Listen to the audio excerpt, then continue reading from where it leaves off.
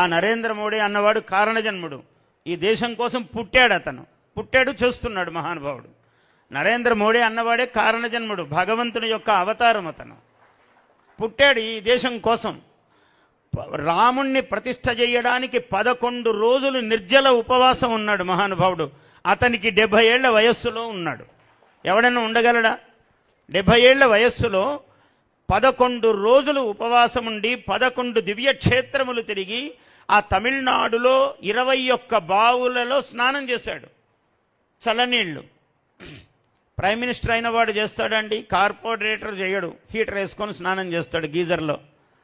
కానీ 11 రోజుల పాటు ఆయన పొద్దున సాయంకాలము చల్లనీళ్ళ బావి నీళ్లు స్నానం చేశాడు. చేసి ఉపవాసము ఉండి 12వ రోజు రామ ప్రతిష్ఠ చేశాడు అయోధ్యలో. ఏం పుణ్యం అండి! ఈ దేశం ఎంత పుణ్యం చేసుకున్నది అట్లాంటి వాళ్ళని కలిగి ఉండడానికి.